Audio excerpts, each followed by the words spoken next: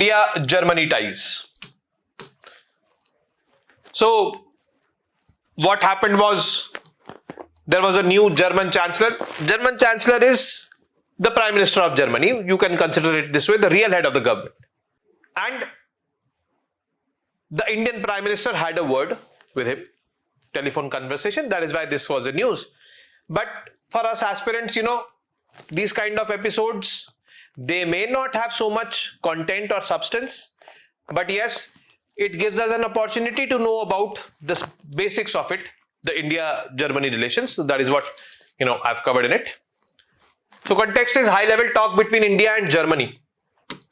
So on May 20, 2025, Prime Minister Modi spoke with newly elected German Chancellor, that is Friedrich Merz.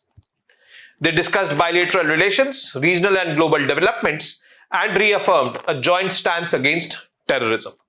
Now you will notice that with whichever country India is engaging with, they will talk about terrorism. It is a conscious attempt being made by India to geopolitically isolate Pakistan. Before the class, I was reading on the internet that the delegation of Indian parliamentarians is roaming all around the world these days. And the delegation in which Mr. Shashi Tharoor is there, that delegation visited Colombia. Colombia, that country which had joined Belt and Road Initiative of China, last week we discussed.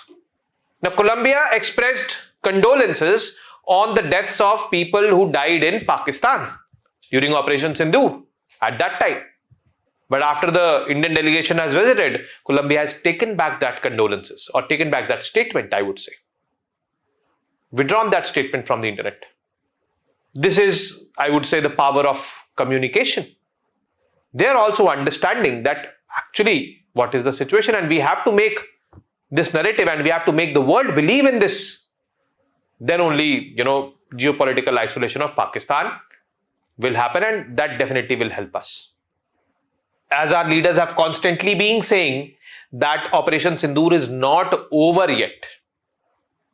So there is a meaning to this, that why it is not over. We are preparing. There were preparedness drills this week in the 4 border states.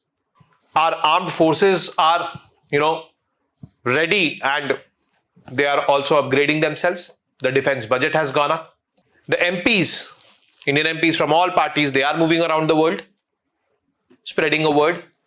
And, our hunt for the terrorists have intensified. We are not going after the common man in Pakistan. We are not going after the government. We are neither going after the army. We are going after the terrorists. But in our search for the terrorists, if any of these comes in between, they'll have to pay a price. This is what our current outlook is with respect to Operation Sindoor. Anyways, coming back to this, Chancellor Merz is the leader of Germany's Christian Democratic Union, CDU, and took office earlier in May 2025. Now, Germany is a very important country in Europe. One of our largest trading partners also in Europe. Germany has made a lot of advances in technology, particularly automobiles, renewable energy, critical technology. So, it is inevitable for us to partner with Germany. And it is inevitable for Germany also to partner with us, because India is a huge market. India has the world's, I would say, youngest population, maximum people in the workforce, cheap labor. So obviously, if we have to take something from Germany, Germany also has to take something from us. This is always give and take. I would say, magnitude of give and take can be different, but yes, relationships are built like this only.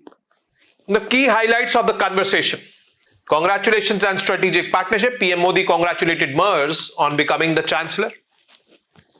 Both leaders reaffirmed their commitment to deepening India-Germany strategic partnership. Now comes this concept of strategic partnership. So let us understand this concept of strategic partnership. Strategic partnership between two countries. A partnership between two countries will be called as strategic partnership if, condition number 1, there are multiple dimensions of partnership. First dimension, economic cooperation, technological cooperation, energy cooperation, cultural cooperation. But the second condition for any partnership to be called as strategic partnership is that out of these multiple dimensions, one compulsory dimension which has to be there is called as security cooperation. So, for any partnership to be defined as strategic partnership, multiple dimensions of partnership should be there. And out of multiple dimensions, one compulsory dimension should be security cooperation. Security cooperation does not mean कि भाई if someone attacks Germany, we on behalf of Germany will attack that country. It does not mean this. Security cooperation simply means that we have defense trade with them. We have military exercises with them. We have various agreements like intelligence sharing agreements, logistics agreements, or for the defense with them. This is what security cooperation is, and this is the compulsory component in any partnership to be calling that partnership as strategic partnership. This is how it is defined. And India and Germany had established strategic partnership 25 years ago. And both the leaders now reaffirmed their commitment to deepening India-Germany strategic partnership, which has seen 25 years of robust growth. Means 25 years ago, we established strategic partnership with each other. Commitment to fighting terrorism. Both sides stood united in combating terrorism in all forms as per official statements. A lot of talks were there with respect to terrorism. They reiterated the importance of coordinated global efforts to counter terrorism. But in the global efforts to counter terrorism, there is one major roadblock. And that major roadblock is that there is no universal consensus on the definition of terrorism. There are multiple definitions of terrorism which exist, but there is no one such definition on which all the countries agree, haan bhai, this is the definition of terrorism. So there is no universal consensus on the definition of terrorism. This is what you need to understand and know. Because a terrorist for some country can be a hero for another country. This kind of duality or discrepancy exists with respect to the definition of terrorism. Although every country in the world talks against it, especially countries which are on the receiving end like USA, India, they are very vocal against it. Pakistan also says that we are also a victim of terrorism. But why doesn't Pakistan hand over Masood Azhar or other people who are associated with or who are the founders or the leaders of terrorist outfits like Lashkar-e-Taiba, Jaish-e-Mohammed? Because Pakistan proclaims them to be a hero. So this discrepancy is being, I would say, taken advantage of. Pakistanis call the Baloch Liberation Army or Tehreek-e-Taliban people guys as terrorists because they are against their country. They are destabilizing Pakistan. So this is what need to be understood. Then areas of future cooperation identified: trade and investment, defense and security, innovation and technology. So they agreed to strengthen cooperation in such areas. Then diaspora and people-to-people ties. Acknowledge the positive contribution of Indian diaspora in Germany. A lot of diaspora is there, a lot of Indian students are studying, and a lot of people are working, and which acts as a cultural and economic bridge. Invitation extended. PM Modi invited Chancellor Merz to visit India, and both agreed to stay in close touch moving forward. Strategic significance. The strategic partnership between India and Germany was established in 2001, as I said, 25 years ago. Further elevated through the Intergovernmental Consultations Mechanism. IGC is an institutional mechanism which has been set up by India and Germany, and whatever talks happen through the IGC. Key pillars include economic partnership.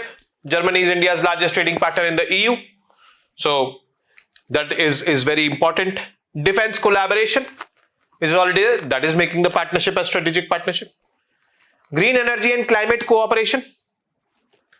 Since Germany is advanced in renewable energy and all. Education and research. Large Indian student community in Germany is there. I just mentioned about it when we were talking about diaspora. Both share democratic values, rule of law, and seek a rules-based international order. So this is there. Now the stand on terrorism by Germany. Terrorism remains a common concern. India faces cross-border terrorism, particularly from Pakistan-based groups. These Pakistan-based groups, Lashkar-e-Taiba, Jaish-e-Mohammed, Hizbul Mujahideen. These are the three main terror outfits. Germany is concerned with homegrown radicalization. A lot of homegrown radicalization is being witnessed by Germany, and all that is due to the outside or outsiders who have come and resided in Germany. And international terrorism, including from the Middle East, that region, the Levant region where ISIS is quite active. So Germany is concerned about terrorism from that region of the world, or that part of the world. Joint approach for intelligence sharing, capacity building, and multilateral anti-terror cooperation has to be established. This is what was agreed upon. Now, India versus Germany electoral and political systems. So, in India, the electoral system is first past the post system, FPTP. FPTP simply means when there are elections, multiple candidates are there contesting elections. Whichever candidate gets the maximum number of votes is the winner. Doesn't matter those votes are surpassing 50% mark or not. No. If there are 4 candidates and if a candidate has secured 25% or let's suppose 26% or 30% also and is the highest vote getter, then that person will be the winner of that constituency, as simple as that. That is called as the first past the post system. There are 543 Lok Sabha seats, 1 MP elected per constituency. This is the formula over here. Voting process conducted by Election Commission of India through EVMs, and voters' fingers are ink marked to prevent multiple voting. Government formation, party or coalition with majority, that is 272 plus seats in the parliament, in the Lok Sabha basically, forms the government, and its leader becomes the Prime Minister of India. Very simple, you learn it in polity as well. Now, in Germany, what is there? Mixed member proportional system. Voting structure, whenever a person is going to vote, person casts 2 votes. First vote is for a local candidate. Multiple candidates are contesting, and this voter will go, I'll demarcate this voter with a different color. This voter will go and vote for, multiple candidates, multiple voters will be there, like this. So, there are 299 seats, and these 299 seats will be filled up by the people, the 299 constituencies which are being voted upon. Second vote for a party list. Now, these people will cast a second vote, and there will be a list of political parties whom they want to vote for. It is not necessary that the person whom they are voting for in the first vote belongs to the same political party for which they are voting. They can vote for a separate political party over here. And here in the second vote, it is proportional. It determines the total share in 630 member Bundestag. Bundestag is the parliament of Germany. Okay. So here party voting is there. You vote for the parties, and if whichever political party surpasses 50% votes, then that party is the winner in that particular constituency. Every party comes with number of seats, that is 1 seat, and then that person goes in the Bundestag also to represent that party, and then whoever establishes majority wins. There is a threshold. Parties need at least 5% of the vote or 3 direct seats to enter parliament. If they are not able to get that, direct seats are these, and these are 5% of the vote should be polled for a political party. If these 2 conditions are met, then only that party will be entering the parliament. Else they will not be entering the parliament. This system ensures local representation plus proportional fairness. So it is this way.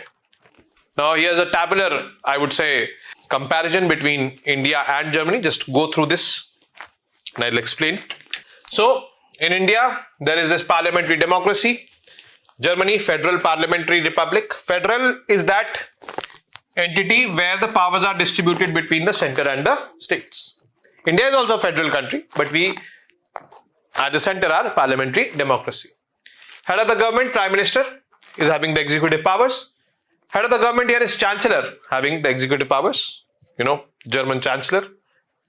Head of the state is President. He is a ceremonial head. There also there is a President who is a ceremonial head. Federalism, states have powers under the Constitution to make laws and all. It has a strong federal structure. Bundesrat, the upper house, represents the states. Here also the upper house represents the states, but here, the states does not have the power to secede from India. Upper house powers, Rajya Sabha can delay but not veto major laws. Bundesrat can veto laws affecting the states. So, Bundesrat has that power to, veto laws and all. If it does not want those laws to be passed, it will not allow those laws to be passed. Here, comparatively, Rajya Sabha has less powers as compared to the Lok Sabha. All these things you will learn in Indian polity. Okay. Or you might have learnt in Indian polity.